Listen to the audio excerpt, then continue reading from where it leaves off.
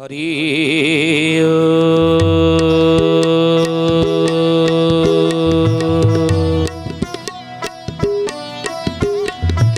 ओम भूर्भुवः स्वः तत्सवितुर्वरेण्यं भर्गो देवस्य धीमहि धियो यो नः प्रचोदयात्।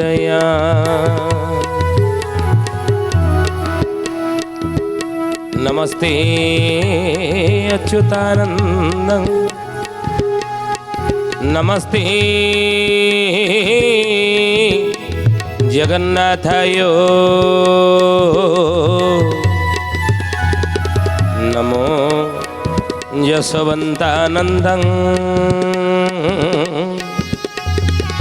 बलराम नमो नमः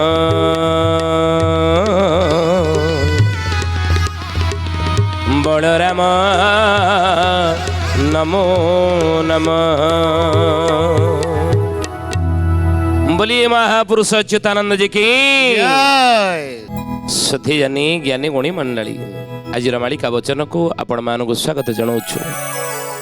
आज मालिका वचन रे आम आलोचना करिया जाऊँचे महापुरुष शिशु अनंत शिष्य बारंगागर कहते बाबूरी द्वापर जुगर महाभारत युद्धर गोटे ओड़ी कली जुगरे हेब बोली अच्युतानंद महापुरुष अति बड़ी जगन्नाथ दास जशवंत बलराम समस्ते भविष्यवाणी करिसेंती। महामुनि व्यास मध्य आ जदि कली जुगरे हेब केतेबेले हेब सेही विषयटा आज आम आलोचना करिया जिबा। महापुरुष कहिले के 26 ठाबरे ओडिशा बक्षरे लागिब महासमर लागिब महासमर हे सुजने लागिब महासमर भारतर शेष समरटी शुणी था तो ही वीर सोण सुजने गुणी बेल काल आसी लाणी हे सोण सुजने गुणी 26 ठाबरे ओडिशा बक्षरे लागिब महासमर 2026 बेलू ये ओडिशा बक्षरे महासमर लागिब महासमर। ये हूँ भारत युद्धर ये हूँ शेष समर महाभारतर शेष समर बा गोटी ओली युद्ध।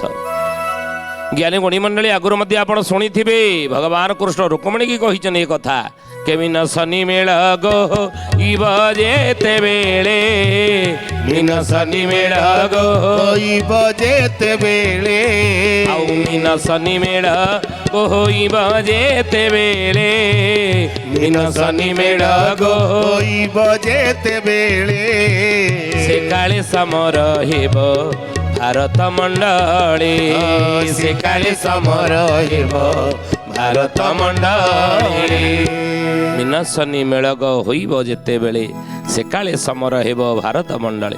मीन राशि रे सेतବେଳେ शनि प्रवेश करिथिबे 26 ठाबरे 26 हेइथिबो सेही समय महाभारत युद्धर गोटी ओली तृतीय विश्व युद्ध भाव में प्रस्तुत आरंभ होइजिवो बोली मालिकार लेखा अछि।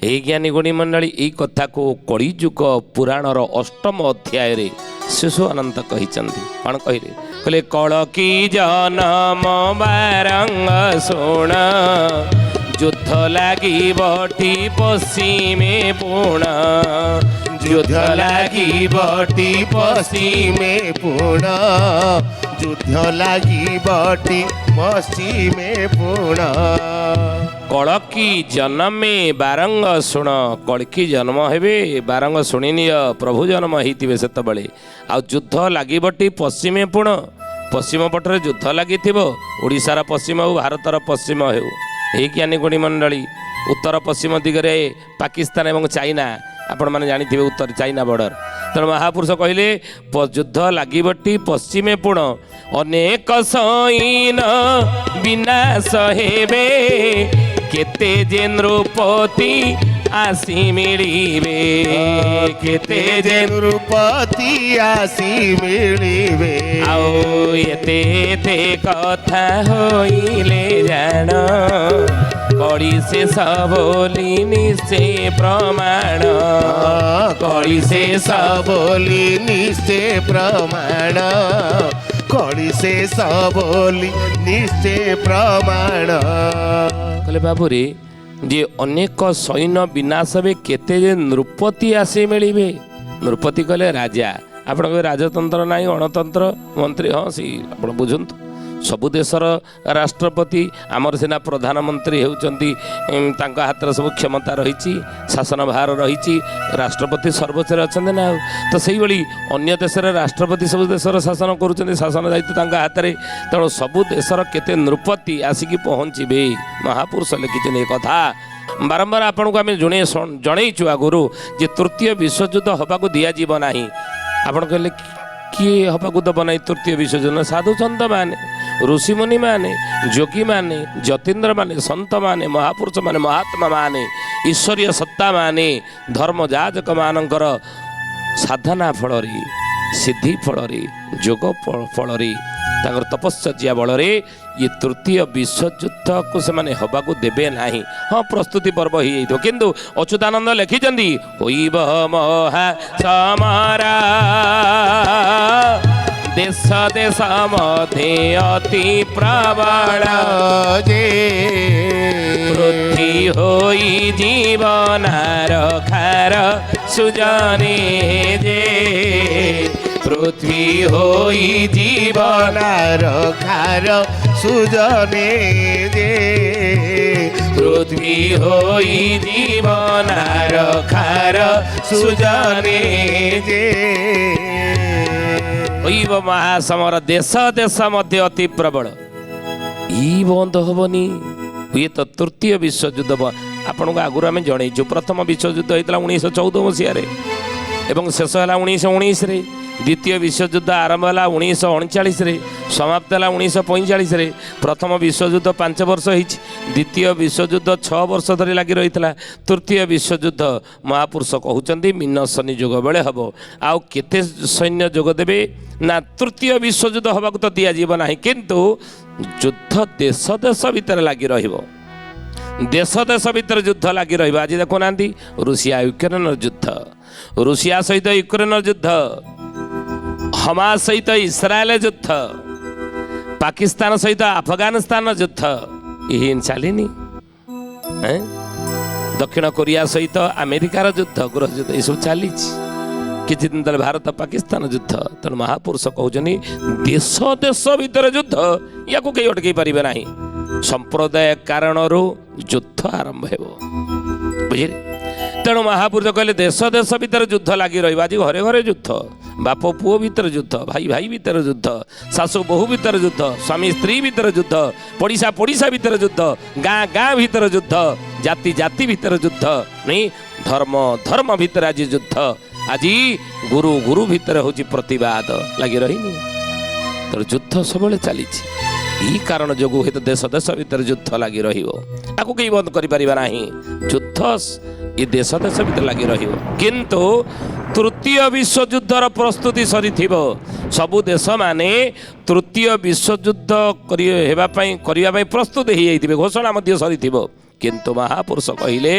সাধুসন্ত মানଙ୍କର ଋଷିମୁନି ମାନଙ୍କର ଏବଂ ମହାପୁରୁଷ ମହାତ୍ମା ମାନଙ୍କର ତପସ୍ୟା ସାଧନା ବଳରେ ଇଏ ଯୁଦ୍ଧକୁ ସେମାନେ ବନ୍ଦ କରିଦେବେ ହେବାକୁ ଦେବେ ନାହିଁ ବୋଲି ଅଖିଳ ବିଶ୍ୱ ଗାୟତ୍ରୀ ପରିବାର ଗୁରୁ ମୋର ଗୁରୁଦେବ ବେଦମୂର୍ତ୍ତି ତପନିଷ୍ଠ ପଣ୍ଡିତ ଶ୍ରୀରାମ ଶର୍ମା ଆଚାର୍ଯ୍ୟ ତାଙ୍କ ଭବିଷ୍ୟତବାଣୀରେ ଏ କଥା କହିଛନ୍ତି ବୁଝିଲେ ଯୁଦ୍ଧକୁ ଆମେ ହେବାକୁ ଦେବୁ ନାହିଁ ଗୁରୁଦେବ କହିଛନ୍ତି କିନ୍ତୁ ଏ ଯୁଦ୍ଧରେ କେତେ ସୈନ୍ୟ ସବୁ ଭାଗ ନେଉଥିବେ ନା ତୃତୀୟ ବିଶ୍ୱଯୁଦ୍ଧରେ ମହାପୁରୁଷ 26 କୋଟି ସୈନ୍ୟ ଯୁଦ୍ଧରେ ଭାଗ ନେବା ପାଇଁ ପ୍ରସ୍ତୁତ ହେଇଯାଇଥିବେ ମନେ ରଖନ୍ତୁ କଥା ମହାପୁରୁଷ ଲେଖିଛନ୍ତି ଆଉ ଯବନ ଅଟୋପ ପ୍ରବଳ ହେବ ନାହିଁ ଦେଖ ତହିଁ ଲୁଟ ହୋଇବ ଜହିଁ ଦେଖ ତହିଁ ଲୁଟ ହୋଇବ जही देख तही लूट होइब जबन आटोप प्रबल हेब जही देख तही लुट होइब चारिआडे लुटपाट लागिथिबो लुटपाट चारि लागिथिबो आपण देखिबे एबे भी देखुचंदी नहीं अच्युतानंद महापुरुष से कहले कले जाना जाना करी 26 कोटी जोगाइब बळ पड़िब ताटी जोगाइब बळ पड़िब ताटी आउ घन घोर लागी जीव समर उश्वास हेब अबनी भार उश्वास हेब अबनी भार उश्वास हेब अबनी भार जण जण करी 26 कोटी जोगाइब बळ पड़िब ताटी घन घोर लागी जीव समर उश्वास हेब अबनी भार रामरे ये अबनी कले पृथ्वीर भार उश्वास हेब सेतेबेले युद्ध समाप्ति परी बुझिले ये महापुरुष लेखा आम या कहूना बोलिए महापुरुष अच्युतानंद जी की सुधीजनी ज्ञानी गुणी मंडली जे 26 कोटी सैन्य तृतीय विश्व युद्ध रे भाग नेबे द्वापर जुगरे महाभारत युद्ध रे केते सैन्य भाग नैतिले 18 क्षणी सैन्य कौरव मानकर सैन्य संख्या थला 11 क्षणी पांडव मानकर सैन्य संख्या थला 7 क्षणी 18 क्षणी सैन्य किंतु कली जुगरे 26 कोटी सैन्य माने तृतीय विश्व युद्ध रे भाग नेबे बोली महापुरुष मालिका रे लिखिचंदी आ घन गोर लगी जीव समर उश्वास हेब अबनी भार ये अबनी पृथ्वीर उश्वास हेब ना गुरुदेव केतबेले ना मीन शनि जोग बेले ना मीन शनि तो जोग मीन राशि 3 वर्ष रही कौ समय ना 26 ठाबरे 26 ठाबरे हेब ना 26 ठाबरे तो 12टा मास ना 2026 टा 12 मास ये 12 मास भितर कौ समय हेब सीटा टिके खोलिक कहूना कौ मासरे हेब मन रख के मरम फिटाई कहूची एबे चारिटा ग्रहण पड़िब जेबे पृथ्वी रे गोल युद्ध होइब सरजी अछि हाको दैब लक्ष्मी जीवे देश छाड़ी जे दक्षिणे सजाई उत्तरो आसीब विपद संकेत माड़ी जे दक्षिणे सजाई उत्तरो आसीब विपद संकेत माड़ी जे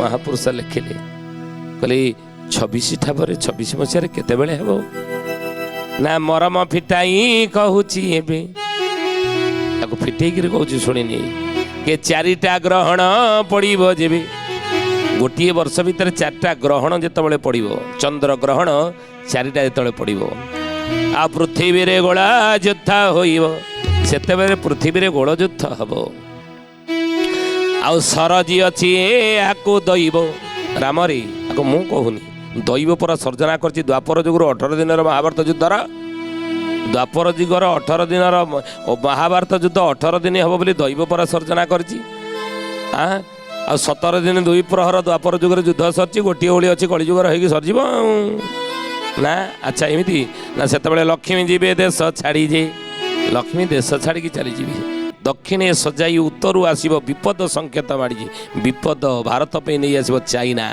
युद्ध और घंटी बजई दब आ ये समय कहले नेपाल भूटान सिक्किम मान चाहिए भारत हेबाकु भीर्न शासक दल रे विभाग होई निज निज छित्र देवे जणाई से बड़ बड़ धना गारजे जातीय पांठी को आईनी कराई काढ़ी नेबे सरकार जे से जातीय पांठी को आईनी कराई କାଢ଼ି ନେବେ ସରକାର ଯେ। ହେଇନି ଦେଖନ୍ତୁ ମାଳିକା କେତେ ସତ। ଜାତୀୟ ପାଣ୍ଠିକୁ ସବୁ ଆଇନ କରିକି ସରକାର ଏବେ ସବୁ କାଢ଼ି ନେଇଯାଉନାହାନ୍ତି। ଯେଉଁ ସରକାର ଜମି ସବୁ ଅଛି, ଜାଗା ଅଛି, ତାକୁ ଯିଏ ମାଡ଼ି ବସୁଛନ୍ତି, ମାଡ଼ି ବସୁଛନ୍ତି, ଦୋତାଲା ତିନିତାଲା ବିଲ୍ଡିଂ ସବୁ କରୁଛନ୍ତି, କି ଦୋକାନ ବଜାର କରୁଛନ୍ତି, କି ଫ୍ୟାକ୍ଟ୍ରି ଖୋଲିଛନ୍ତି, ତାକୁ ସବୁ ଭାଙ୍ଗି ଭୁଙ୍ଗି ବୁଲଡୋଜର ଚଲେଇକରି ସବୁ ଯାକ ସରକାର ଭାଙ୍ଗି ଭୁଙ୍ଗି ତାକୁ ନେଇଯାଉନାହାନ୍ତି ନିଜ କୋଷାଗାରକୁ। ସରକାର ନିଜ କ'ଣ ନା ଜାତୀୟ ପାଣ୍ଠିକୁ ଆଇନ କରି ଆଇନ ଦ୍ୱାରା କାଢ଼ି ନେଉଛନ୍ତି। ଆଇନ କରେଇକି ତାକୁ ନିଜ ପାଣ୍ଠିକି ସରକାର ନେଇଯାଉଛନ୍ତି। ଦେଖନ୍ତୁ ମାଳିକା କେତେ ସତ। ନେପାଳ, ଭୁଟାନ, ସିକିମ ଇଏ ସବୁ ଚାହିଁବେ ଭାରତ ହେବାକୁ ଭିନ୍ନ ହେଇଛନ୍ତି। ଦେଖନ୍ତୁ ନେପାଳ। ଏ ଜ୍ଞାନୀ ଗୁଣୀ ମଣ୍ଡଳୀ ମହାପୁରୁଷ କହିଲେ ବାବୁରେ ଆଉ ବଡ଼ ବଡ଼ ଧନାଗାର ଯେ ବଡ଼ ବଡ଼ ଧନାଗାର ଯେଉଁଗୁଡ଼ିକ ସବୁ ଅଛି ଆଇନ କରିକି ସରକାର ସବୁ ନିଜ ପାଣ୍ଠିକି ନେଇଯାଉନାହାନ୍ତି। ଏଇଆ ହିଁ ହେବ ଯୁଦ୍ଧ ହେଲେ। ତୃତୀୟ ବିଶ୍ୱଯୁଦ୍ଧର ପ୍ରସ୍ତୁତି ପର୍ବ ଯେତେବେଳେ ଚାଲିଥିବ ଏଇଆ ହିଁ ହେବ। ସରକାର ଆଇନ କରି ସବୁ କାଢ଼ି ନେବେ। ପୁନଃ ମହାପୁରୁଷ ଭବିଷ୍ୟତବାଣୀ କଲେ। ଦେଖନ୍ତୁ ମାଳିକା କେତେ ସତ। କହିଲେ ବାବୁରେ ଏଥକୁ ବିଚାରି ଶାସନ କର, କେତୁମାଳା ଠାରେ ଆସାନ କର। ବିଶ୍ୱାସଘାତକ ଅଟଇଛି ନା, ଚୋଟି କାଟି ଦେବ ସେ ବେଳେ ସିନା ସେ ଏ କଥାକୁ ମନେ ହୀନ ଯେ। ଯେଉଁ ପାପ କର୍ମ ନୟନେ ଦେଖିବ, ଶୁଣିଥ ନଥିବ କାନ ଯେ। ଯେଉଁ ପାପ କର୍ମ ନୟନେ ଦେଖିବ, ଶୁଣିଥ ନଥିବ କାନ ଯେ। ସୁଧୀ ଜାନେ କ'ଣ ୟାର ଅର୍ଥ? ମଲି ମହାପୁରୁଷ ଅଚ୍ୟୁତାନନ୍ଦ ଜି କି ସୁଧୀ ଜାନେ ଜ୍ଞାନୀ ଗୁଣୀ ମଣ୍ଡଳୀ ମହାପୁରୁଷ କହିଲେ ଏଥକୁ ବିଚାରି ଶାସନ କର। ଏଥକୁ ବିଚାରିକି ସରକାରଙ୍କୁ ମହାପୁରୁଷ ଅଚ୍ୟୁତାନନ୍ଦ ଭବିଷ୍ୟତବାଣୀ ମାଧ୍ୟମରେ ସେ ଅବଗତ କରେଇଛନ୍ତି ଯୁଦ୍ଧର ଭବିଷ୍ୟତରେ ଘଟିବାକୁ ଥିବା ଏ ଯୁଦ୍ଧ ବିଷୟରେ ଅବଗତ କରେଇଛନ୍ତି ମହାପୁରୁଷ ସରକାରଙ୍କୁ ଯେ ଏଥକୁ ବିଚାରିକି ଶାସନ କରୁଥିବ। ବିଚାର କରିକି ତମେ ଶାସନ କର। ବାଣିଜ୍ୟ କାରବାର କରୁଥା କାହା ସହିତ? ଚାଇନା ସହିତ। ଯେଉଁ ଦେଶ ଗୁଡ଼ିକ ନାଁ ମୁଁ ସବୁ କହିଲି ତାଙ୍କ ସହିତ ବାଣିଜ୍ୟ କାରବାର, ତାଙ୍କ ସହିତ ସବୁ ସମ୍ପର୍କ, କୂଟନୀତି ସମ୍ପର୍କ ହେଉ, ଏସବୁ ବିଚାରିକି କରୁଥିବ। କେତୁମାଳା ଠାରେ ଆସାନ କର। କେତୁମାଳା ଏ ଜ୍ଞାନୀ ଗୁଣୀ ମଣ୍ଡଳୀ କେତୁମାଳା ଆପଣ ଦେଖନ୍ତୁ ମାନସରୋବର ଚାଇନା ନେଇଗଲା ସେପଟରେ ନାଇଁ, ତେଣୁ ତାର ଅଧୀନ ଭାରତରେ ଥିଲା କିନ୍ତୁ ସେପଟକୁ ପଳେଇଗଲାଣି। ମହାପୁରୁଷ ହେଲେ ଯେ କେତୁମାଳା ଯେଉଁ ତା ଉପରେ ଆଉ ଆଶା କରନି। କେତୁମାଳା ପର୍ବତ ପାହାଡ଼ ସେ ଚାଇନାକୁ ପଳେଇବ। ଆଉ ବିଶ୍ୱାସଘାତକ ଅଟଇଛି ନା, ଚୋଟି କାଟିଦେବ ସେବେଳେ ସିନା। ଆଉ ଏକଥାକୁ ମନେ ଘେନ ଯେ, ଯେଉଁ କଥା ମାନ ନୟନେ ଦେଖିବ, ଶୁଣିତ ନଥିବ କାନ ଯେ। ଯେଉଁ ଘଟଣା ଗୁଡ଼ିକ ତୁମେ ଆଖିରେ ଦେଖିବ ସେ ସମୟରେ ନରସଂହାର ଏବଂ ନାରୀମାନଙ୍କ ପ୍ରତି ଯେଉଁ ଦୁର୍ଦ୍ଦଶ, ତାଙ୍କ ଉପରେ ଅତ୍ୟାଚାର, ନାରୀମାନେ ସେତେବେଳେ ଏଭଳି ଭାବରେ କ'ଣ ଅତ୍ୟାଚାରିତ ହେବେ ସେ ସମୟରେ ଯୁଦ୍ଧ ବେଳେ। ଆଉ ଆଖିରେ ତମେ ଆଗରୁ କେବେ ଦେଖିନଥିବ କି ଶୁଣି ନଥିବ ଏଭଳି ଘଟଣା ବୋଲି ମହାପୁରୁଷ ଅଚ୍ୟୁତ କହିଲେ। এই কথাকে মহাপুরুষ কোচন কলে চারিদিগরে চহল পড়িব চিনা সঙ্গে আদ্য সমর হেব চাকিরিয়া মানে ফেরস্ত হেবে চোর মানে অতি প্রবল হেবে চৌহান থিব সে দেশে দে শরণ চুতিয়া ভূরি স্রবাসে জনম সুর দেশে যে সে চরণ জ্যোতিয়া ভূরি স্রবাসিত জনম অসুর দেশে যে। তাহলে চারিদিগরে সেতବେଳେ ଚହଳ ପଡ଼ିଯିବ। କାହିଁକି? ଚିନା ସଙ୍ଗେ ଆଦ୍ୟ ସମର ହେବ। ଭାରତ ସହିତ ଚାଇନାର ଯୁଦ୍ଧ ହେଇଥିଲା ନି ଆଗରୁ ଥରେ ହେଇଛି, ପୁଣି ଆଉ ଥରେ ହେବ। ଆଉ ସେତେବେଳେ ମହାପୁରୁଷ କହିଲେ ବିଶ୍ୱାସଘାତକ ଅଟଇଛି ନା, ତା ସହିତ ବିଶ୍ୱାସ ତ କରିବନି କେତେବେଳେ। ଅଚ୍ୟୁତାନନ୍ଦ ମହାପୁରୁଷ ଅବଗତ କରାଉଛନ୍ତି ଭାରତ ସରକାରକୁ, ଚୁଟି କାଟିଦେବ ସେବେଳେ ସିନା, ଚୁଟି କାଟିଦେବ ସେବେଳେ। ତେଣୁ ଚାରି ଦିଗରେ ସେତେବେଳେ ଚହଳ ପଡ଼ିବ, ଚିହ୍ନା ସଙ୍ଗୀ ଆଦ୍ୟ ସମର ହେବ। ଚୋରମାନେ ଅତି ପ୍ରବଳ ହେଇଯିବେ ସଂସାରରେ, ଚାକିରିଆ ମାନେ ଫେରସ୍ତ ହେବେ, ସବୁ ଯାକ ଚାକିରିରୁ ସରକାର ଛଟେଇ କରିଦେବେ ସେତେବେଳେ, ବୁଝିଲେ। ଆଉ ଚୌହାନ ଥିବ ସେ ଦେଶେ ଯେ, କୋଉଠି ଚାଇନାରେ ଚୌହାନ ଥିବ ସେ ଦେଶେ ଯେ, ଚରଣ ଚୁତିଆ ଭୂରିଶ୍ରବା ସେ ତ ଜନମ ଅସୁର ଦେଶେ ଯେ। ଚରଣ ଚୁତିଆ ଭୂରିଶ୍ରବା ସେ ଜନମ ଅସୁର ଦେଶରେ ହେଇଥିବ ବୋଲି ମହାପୁରୁଷ ମାଳିକା ଲେଖିଲେ ଚାଇନାରେ, ବୁଝିଲେ। ଆଉ ସେଇଥିପାଇଁ କହୁଛନ୍ତି ଏମନ୍ତ କାଳରେ କହୁଛି ବାବୁରେ ବୁଝି ଯିବ ଲୀଳା ଭଲେ, ଏ ଭାରତ ପରେ ଚିହ୍ନା ଦେବ ଧାଡ଼ି ନିଶ୍ଚୟ ଯବନ ତୁଲେ, ନିଶ୍ଚୟ ଯବନ তুলে হে সুজানে নিশ্চয় যবন তুলে, নিশ্চয় যবন তুলে হে সুজানে। নিশ্চয় যবন তুলে। ତେଣୁ ମହାପୁରୁଷ କହିଲେ ବାବୁରେ, ତେଣୁ ତୃତୀୟ ବିଶ୍ୱଯୁଦ୍ଧର ପ୍ରସ୍ତୁତି ପର୍ବ 26ରେ ହିଁ ହେଇଯାଇଥିବ। ଆଉ ସେ ସମୟରେ 26 କୋଟି ସୈନ୍ୟମାନେ ଯୁଦ୍ଧରେ ଯୋଗ ଦେବେ। ଆଉ ଯୁଦ୍ଧ କାହା କାହା ଭିତରେ ହେବ? ଭାରତ ଉପରେ ଚାଇନା ଆକ୍ରମଣ କରିବ, ଯୁଦ୍ଧ ହେବ। କିନ୍ତୁ ଯୁଦ୍ଧକୁ ହେବାକୁ ଦିଆଯିବ ନାହିଁ, କିଛି କ୍ଷଣ ପୂର୍ବରୁ ବନ୍ଦ ରହିବ, କିନ୍ତୁ ଦେଶ ଦେଶ ଭିତରେ ଯୁଦ୍ଧ ଲାଗି ରହିବ, ମହାପୁରୁଷ ଲେଖିଛନ୍ତି। ହେ ଜ୍ଞାନୀ ଗୁଣୀ ମଣ୍ଡଳୀ, ପ୍ରକୃତ ଗୋଟେ ରାଜ୍ୟକୁ ଜୟ କରିବାକୁ ହେଲେ ପ୍ରକୃତ ବିଜୟ କେଉଁଥିରେ? ବିଜୟ କେଉଁଥିରେ? ବିଜୟ ହେଉଛି ଶାନ୍ତିରେ, ଯୁଦ୍ଧ ନ ହଉ ପ୍ରକୃତ ବିଜୟ। ଯଦି ଯୁଦ୍ଧ ନହେଲା କୌଣସି ବିଚାର ବିମର୍ଶ ଦ୍ୱାରା, ତାହା ହେଉଛି ପ୍ରକୃତ ବିଜୟ ବୋଲି ଜାଣନ୍ତୁ। ତ ୟାକୁ ହିଁ ଜୀବନରେ ବ୍ରତ ରୂପେ ଆମେ ଗ୍ରହଣ କରିବା। ପରିବାର ଭିତରେ ବା ଯେଉଁ ପରିବେଶରେ ଆମେ ଥିଲେ ମଧ୍ୟ ଯଦି କୌଣସି ଯୁଦ୍ଧର ପରିସ୍ଥିତି ଆଉ ଉପୁଜୁଛି ଆମର କାହା ସହିତ, ଆଉ ପ୍ରକୃତ ବିଜୟ ହେଉଛି କେଉଁଥିରେ? ବିଜୟ ଆମେ କେମିତି ପାଇବା? ନା ଶାନ୍ତିରେ, ଯୁଦ୍ଧରେ ରକ୍ତପାତରେ ନୁହଁ, ଶାନ୍ତିରେ ହିଁ ବିଜୟ, ସମାଧାନରେ ବିଜୟ। ତ ଏତିକି ହିଁ ମହାପୁରୁଷ ମାଳିକାରେ ଉଲ୍ଲେଖ କରିଛନ୍ତି ତୃତୀୟ ବିଶ୍ୱଯୁଦ୍ଧ ବିଷୟରେ। ଆଜି ତ ସମୟ ହେଇଛି, ହେ ଜ୍ଞାନୀ ଗୁଣୀ ମଣ୍ଡଳୀ, ଆସନ୍ତୁ ବାଣୀକି ବିରାମ ଦେବା ଶ୍ରୀ ପ୍ରଭୁଙ୍କର ନାମ ନେଇ।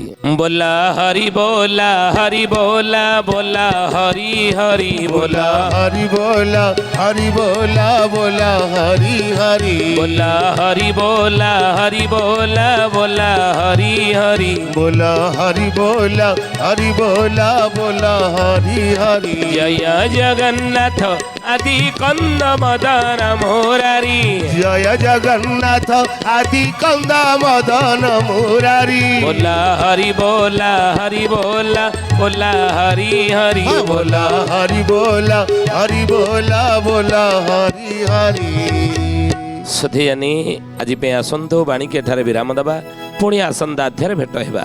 रहुचु हरिओम शांति शांति शांति सर्वारिष्ट सुशांति रे भवतु।